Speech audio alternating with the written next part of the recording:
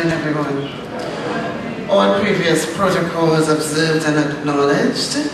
I am pleased to be the one to introduce Mr. Kasalaa Kamara to you. Mr. Kasalaa Kamara is a political scientist, lecturer, educator, journalist, and consultant.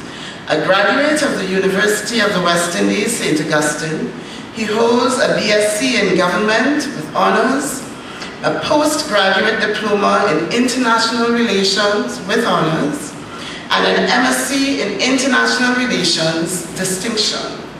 In addition, Mr. Kasala has written the books, The IMF Threat to Trinidad and Tobago and the Caribbean, and Foreign Direct Investment in Trinidad and Tobago during the period of the 1990s, Trends, Benefits, Costs, and Prospects. Please join me in welcoming Mr. Kasalaa Kamara.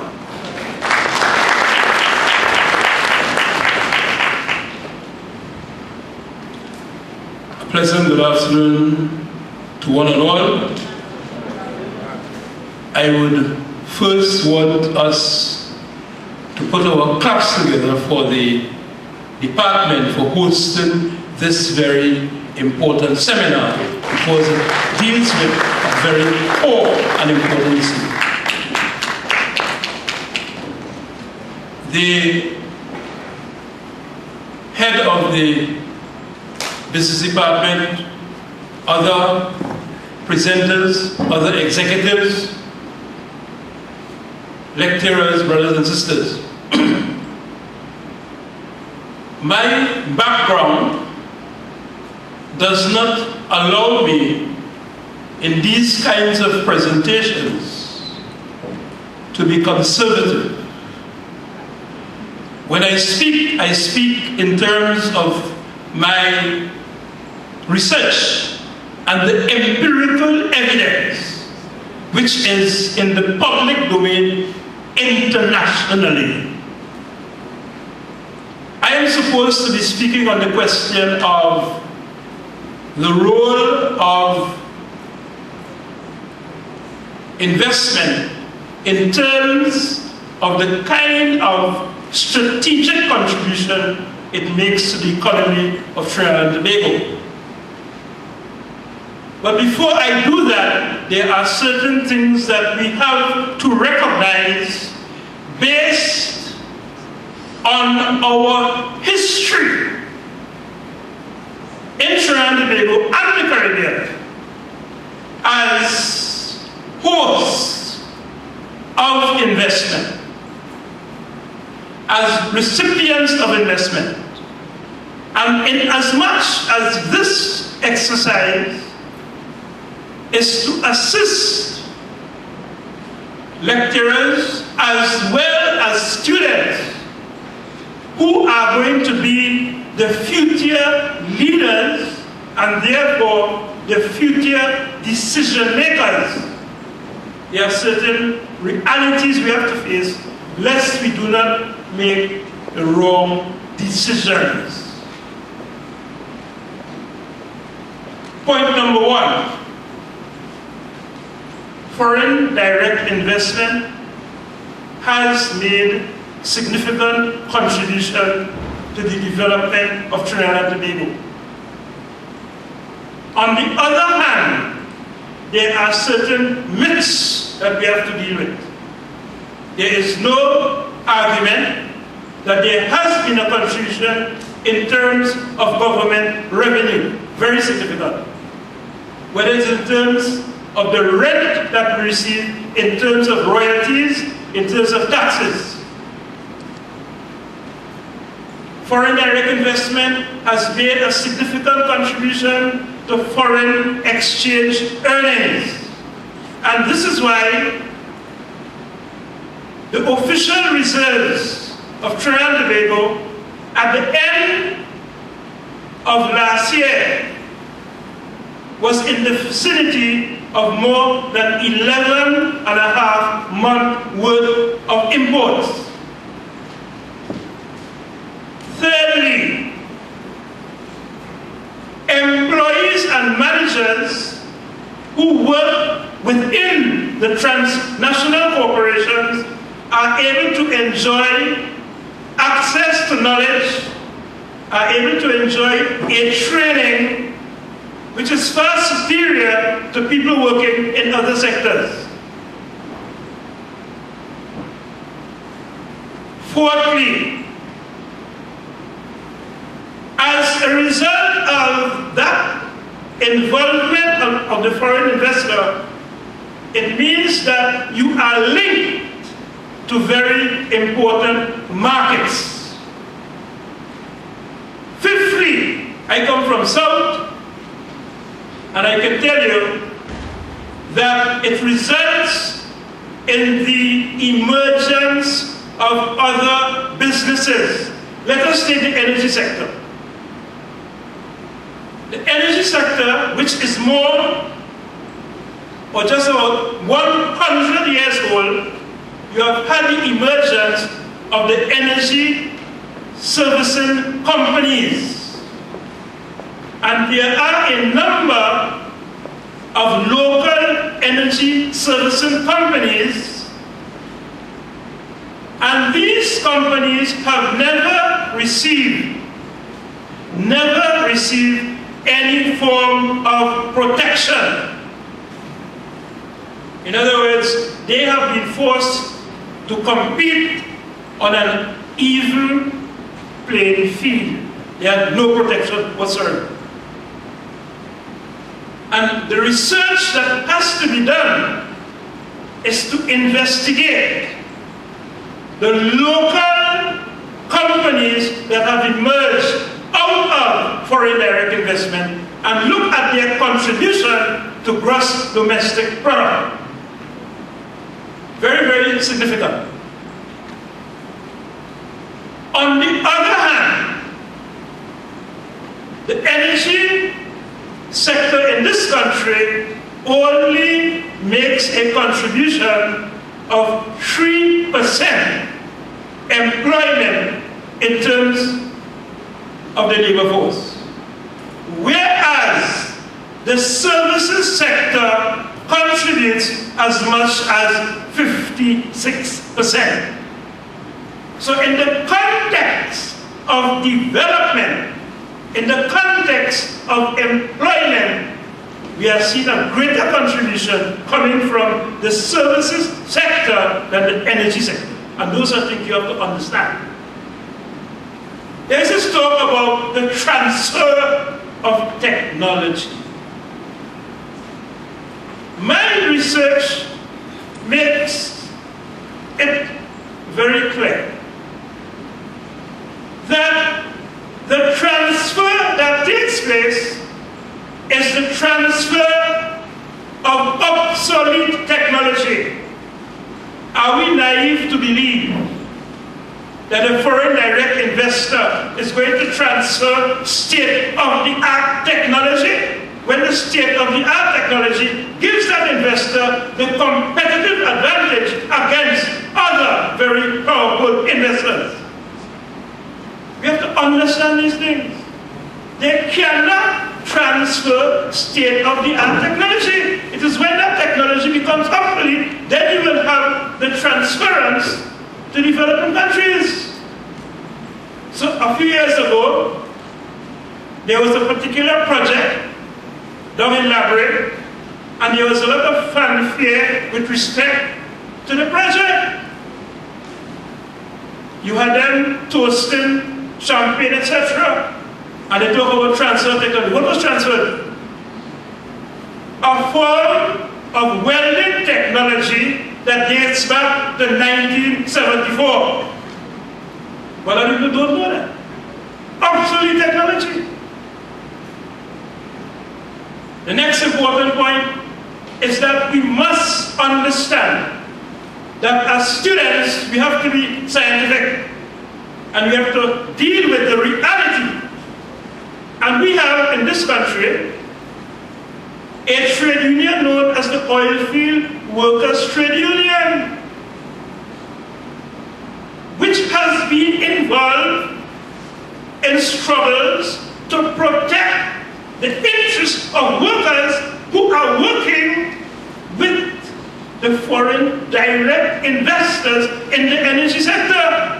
And that history is well documented, in that they had to engage in struggle in order to improve not only the compensation packages, but also the whole question of the working conditions. So that it is not only the government which has a role to play in terms of providing the regulatory environment. The trade unions which are involved with the workers also have their role to play. And Trinidad has a rich history of that. Next point, the question of the environment. The largest foreign direct investment project in this country is the Atlantic Energy Project.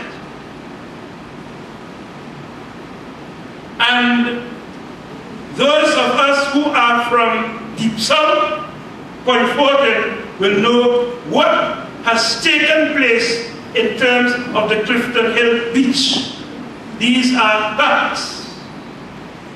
So that we have to also look at the question of the impact on the environment by the foreign direct investment. And I'm not saying that efforts have not been made to take corrective action, but we need to understand what the facts are. And I could go on and on. But I want to focus on the question of the strategic intervention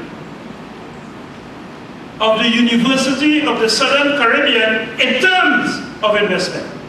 Because I think that it becomes most important that at this level,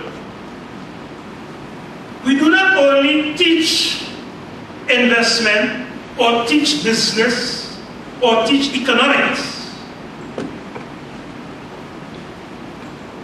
The practice tells us, the meaning of science tells us that we should be able to apply principles to practice. So I'm going to issue a challenge here. Trinidad and Tobago is the inventor of the steel pan. It is the only musical invention of over the past 100 years. The University of the Southern Caribbean is an integral part of the Seventh-day Adventist Global Education Network.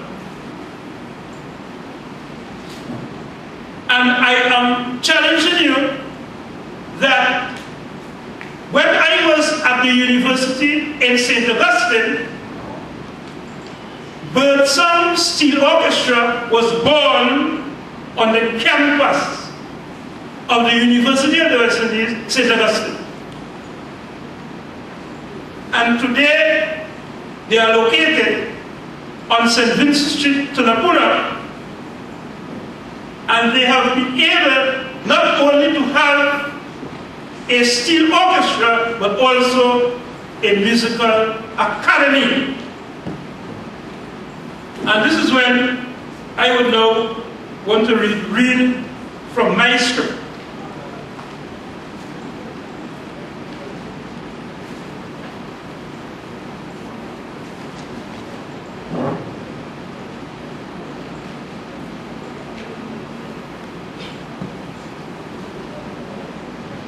Why invest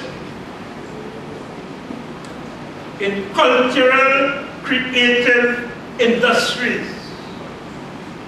I have deliberately moved away from the energy sector because as a resident of South, I am fully aware of the state of our reserves, notwithstanding the announcement. And I'm fully aware that that resource is finite. It is not like the sun, which is infinite.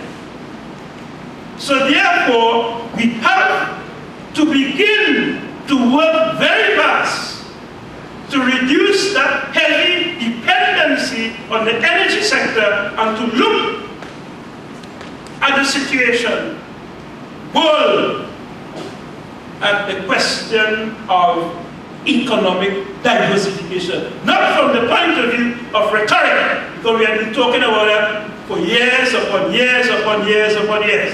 I'm talking about concrete action. Trinidad and Tobago has a growing creative cultural industry whose main elements include the visual and performing arts, publishing, design, and the promotion of music and festivals. This creative cultural industry provides a viable foundation for economic diversification with the development of a variety of unique cultural products and services to generate foreign exchange earnings. It is an industry based on creativity and cultural power, and has the capacity to foster innovation and entrepreneurial activities. It also has the capacity to preserve, strengthen, and promote local cultural attributes, indigenous skills, and talents of the citizens of Trinidad and Tobago. Creative cultural industries originate from the human imagination, are labor-intensive, build organizational capacity,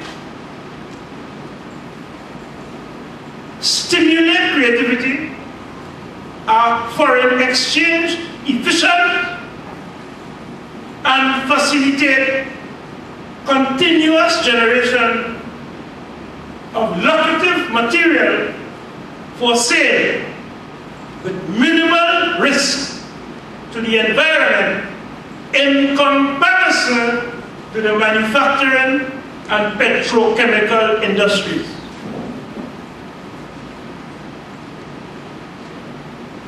The steel pan industry. It refers to the collection of economic activities constituent or directly resulting from the manufacture and utilization of this instrument.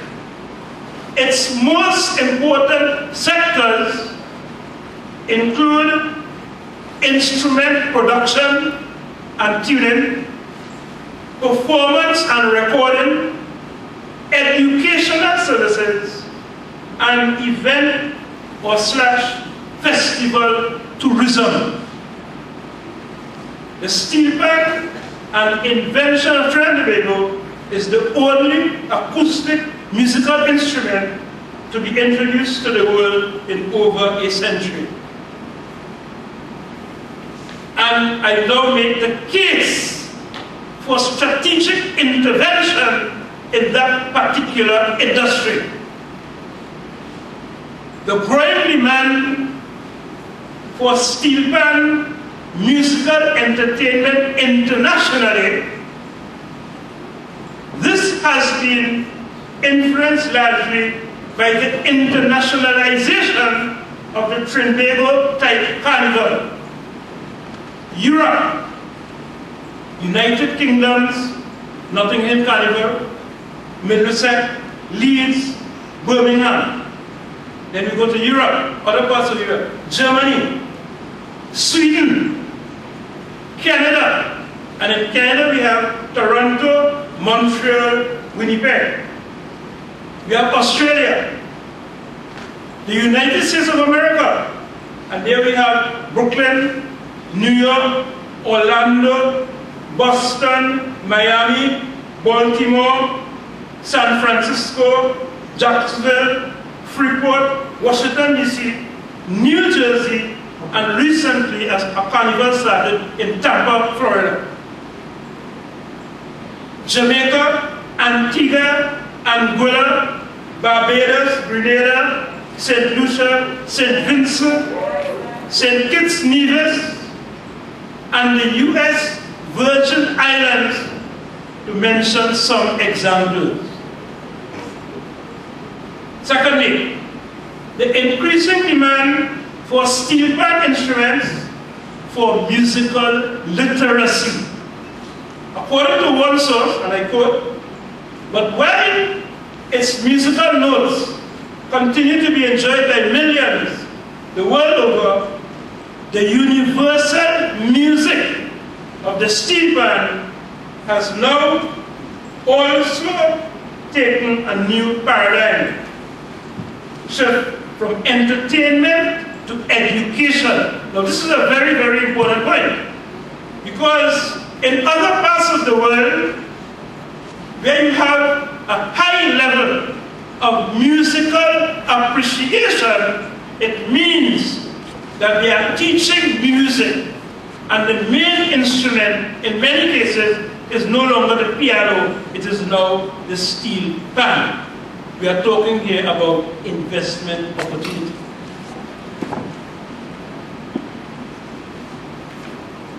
And this is the prediction of the projection. On the basis of current marketing efforts underway within the industry, it is predicted that markets for the steel pan will emerge or further develop in West Africa, especially Ghana and Nigeria, South Africa, North Africa, and the Middle East, continental Europe, including Eastern Europe, Mexico, Central America, especially Panama and Costa Rica, and Asia, especially China, India, Singapore, South Korea, and Taiwan, and South America, especially Bolivia, Brazil, and Venezuela. I would just want to read for you very quickly the attractive prices and the revenue. Because we can't be talking investment and we are not dealing with figures. Must be dealing with figures. The empirical evidence shows that steel pan instruments fetch attractive prices in the marketplace. The information below was extracted from a large conventional steel pan orchestra participating in the annual National Panorama Steel Band competition. Even though these figures are from 2001, they are still very attractive. A double tenor, 6 were required. The unit value was $3,500, so the total value was $21,000.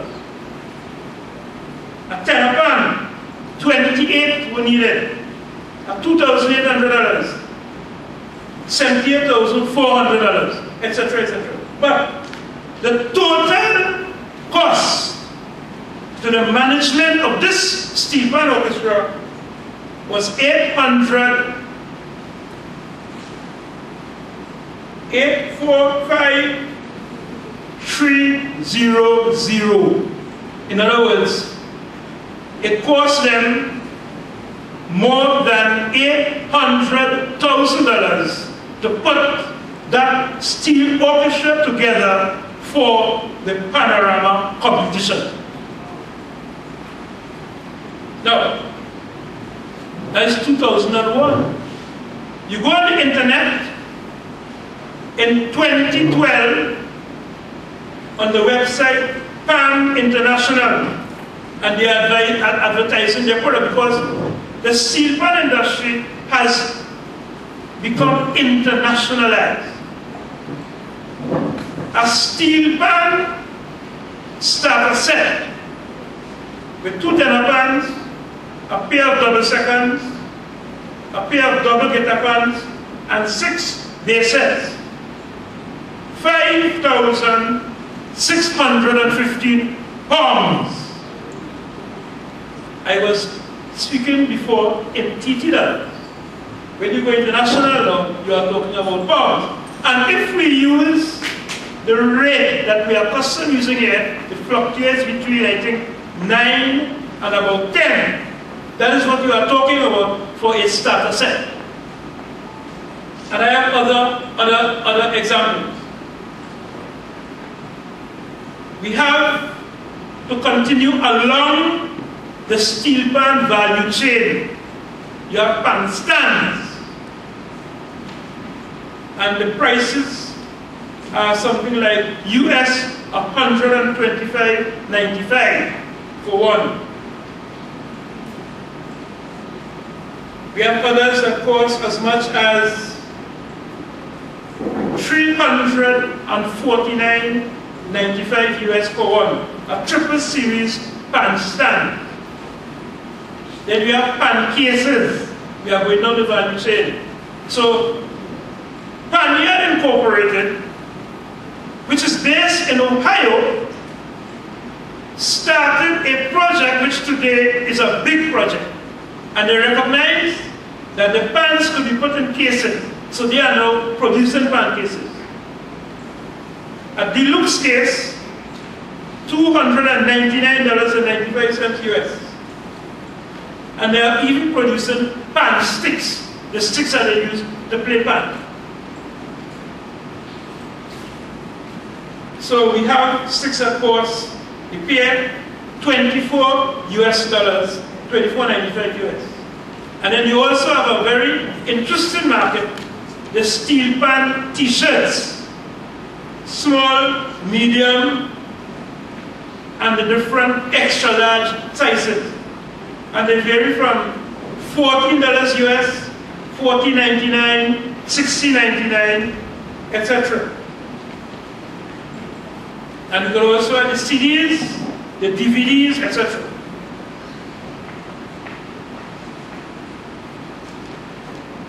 Foreign exchange earnings in terms of the steel pan industry. The Trinidad and Tobago Instruments Limited, located right in Laventille, first established in 1993, is currently one of the largest manufacturers of steel pan instruments in the world, having penetrated international markets, selling its products primarily in the US market, 50% of sales in 2001, as well as the Insular Caribbean, the United Kingdom, continental Europe, and Japan. The steel pan related performance and recording industries are also earners of foreign exchange.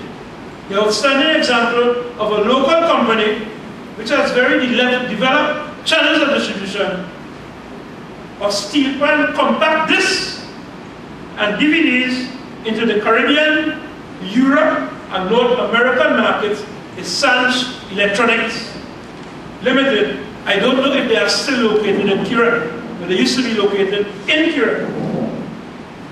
And they would normally, be selling their products abroad because the demand in Trinidad tended to be very challenging. The performance industry represents another export owner with annual returns of approximately US 2.2 million.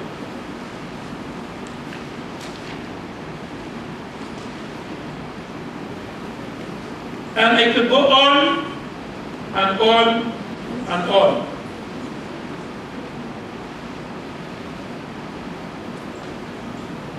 I just want to wind up the potential for the University of the Southern Caribbean. This brings us to the real issue of an intervention by the University of the Caribbean, USC, in the steel pan value chain. Some of the possibilities are steel pan manufacturing, steel pan music education, training in the tuning of steel pans, live steel pan orchestra performances, steel pan t-shirts production, steel pan CDs and DVDs production, steel pan literature. It needs to be noted that USC is strategically located near significant players in the steel pan movement, such as Birdsong Steel Orchestra in Tunapuna, Solzata and Shelzando Steel Orchestras in Quebec, Pamberry in Sawa, and Exodus Steel Orchestra in St. Augustine.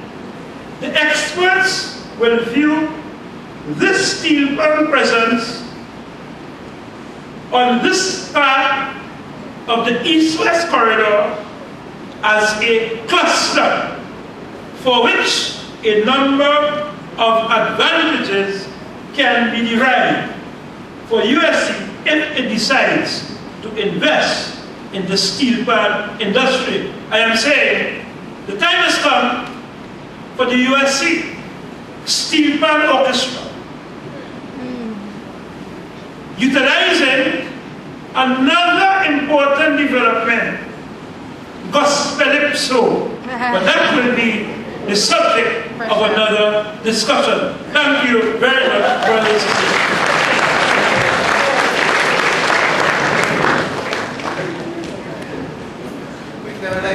And the government. So the whole question of technology transfer does not come at the level of the relationship, the collective bargaining, the collective bargaining process between the union and the direct investor. The technology transfer issue stays at the level of the state, and we have to understand that.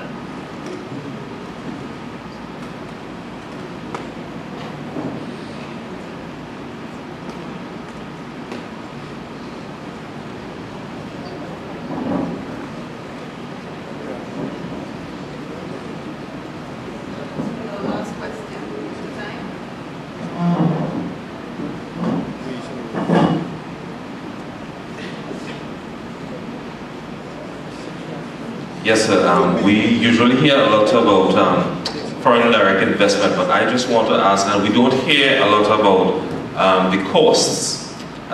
There's a lot of investment that has to go in via the government. The government has to make the space available for persons to come in.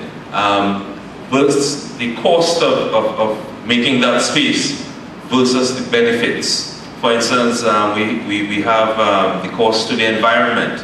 There are long-term costs. We don't hear anything about the costs of those things versus the benefits of foreign direct investment in relation to what you're talking about before, the myths of foreign direct investments. How can we know that we're really benefiting or that we are spending more than we actually gaining long-term? Okay, very, very interesting question. There are certain realities that you have to face, however. Number one,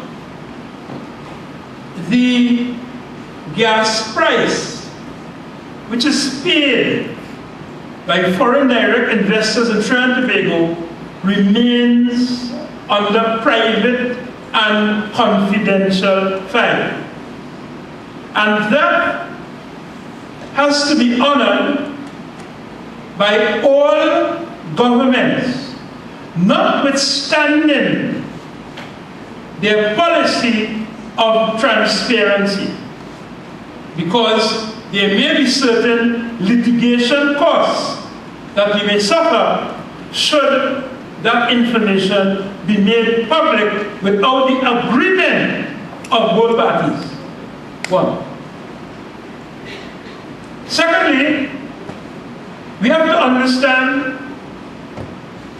that the transnational corporation or the direct foreign investor first commitment is to the shareholders who are expecting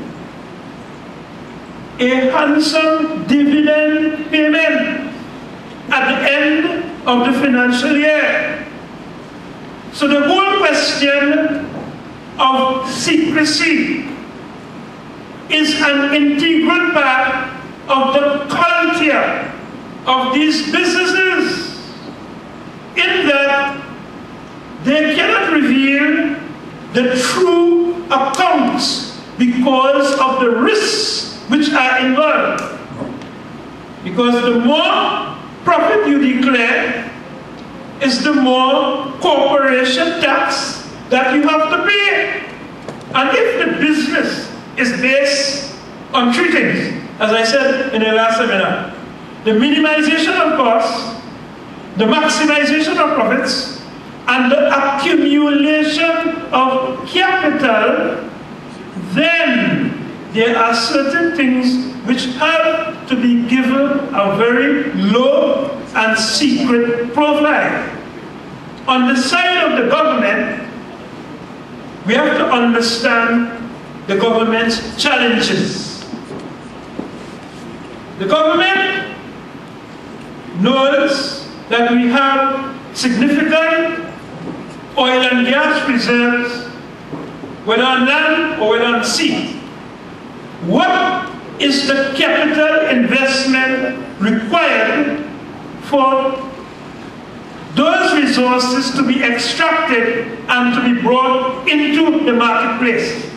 We are talking here about hundreds and thousands of millions of dollars which the government does not have.